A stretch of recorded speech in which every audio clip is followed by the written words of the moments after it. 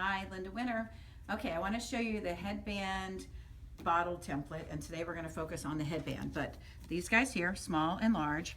In my previous video, I showed you how you can do a block like this or a block like this, actually 2 blocks here, and then also have this be where it's one single piece. So if you're into quilting and not into the sewing part, then go watch that video. I'm going to get those out of the way.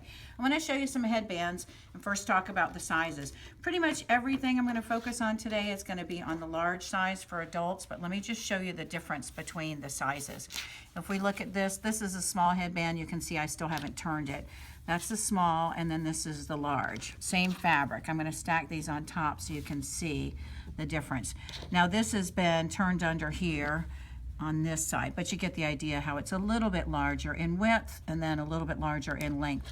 You can adjust this, and I'll show you how to adjust this for different styles a little bit later too.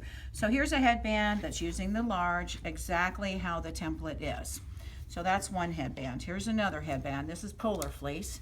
And in the winter time, polar fleece is really great, and then my rule of put a flower on it kind of applies, so you can see polar fleece. Polar fleece too, if you're a runner, is great to be able to kind of soak up all that sweat that you might have.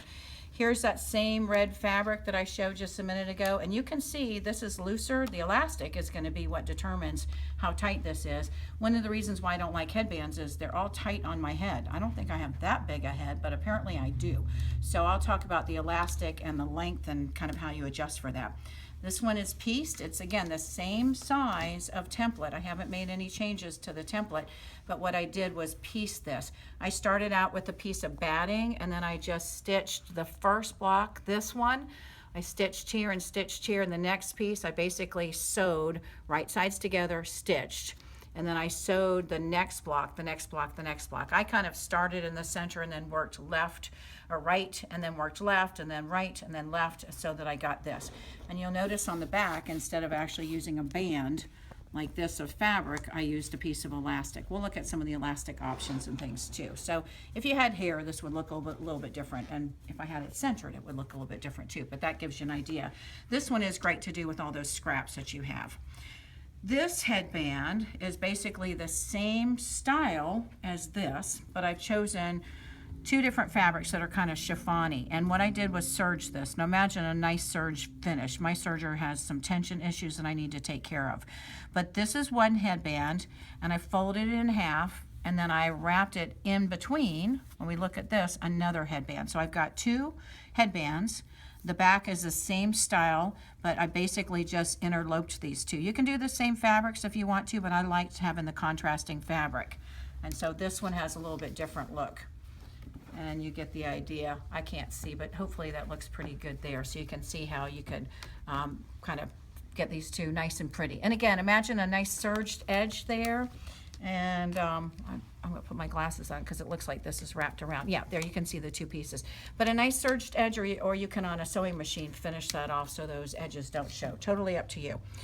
This one I did out of towel. If you've gotten out of the shower and you like to kind of put your hair up instead of drying it, you can use the towel there. But what I really like was making it a little bit larger. I'll show you how to do this. So this would sit on the back of your hair, and that really would kind of help hold that hair in and get it dry. So this one we'll look at a little bit differently as to how we make that one. Same thing with this. This one's larger, and again I used a serger, and this is some of that chiffon-y kind of fabric that really isn't so easy to work with, but a serger makes it really fast and really easy. Headbands that are wider, they seem to be in.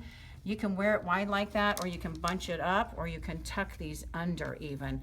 You know, if we have a head with hair, it does look better. Hopefully I'll have somebody that'll model some of these so you can see what these look like on an actual head. This one also is larger. I used lace, and I added one of the flowers on here. It's probably harder to see, but I've got black lace, black flower. This is probably the one that I would wear the most if I were going to wear the headbands on a regular basis for a decorative look rather than a practical look. And again, you can bunch this up. You can tuck these under if you want to. Totally up to you. I used a serger just to finish the edges, but you get the idea of that. And the pink headband that I started with, this is the pink headband wider. And again, if you want it wider, terrific. If not, you can bunch it up. We'll look at some of the different ways that you can address that on the sewing machine, but you can decide how wide you want that headband to be. So let's look at some of the options for adding on. I've got a flower here, I've got a flower, I've got a flower with a little dangly, I've got another flower, another flower. This is a store-bought flower, but all these others are flowers that I've made. These guys here, they come with the little elastics. I got these. They were $5. I want to say I paid like 75 cents for them, but you can actually take the elastics off and then stitch this on. If we're doing this for a little girl, then one of these might look really cute on here. So you can see those. So the options are endless as to the way you want to decorate. I like this. You'd have to get kind of close to look at this. Suck it up, Buttercup. I think that's pretty cute and a little sarcastic, kind of like me. So this one here, this was a brad in the scrapbooking section for the center, and you can actually take this and weed it through here. I like, just when I put these on, to use a safety pin. That way I can put them wherever it is that I want. You can actually attach pins. I think this one, see how that one has a pin?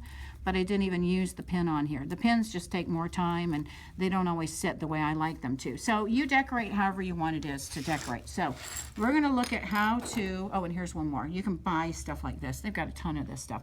You can, do whatever kinds of things you want to dress these up. I'm gonna bring some elastics over because your elastics will determine what it is you're doing. Here's elastic that's stretchy. Here's an elastic, the red Christmas tree. This guy should have been in the other pile.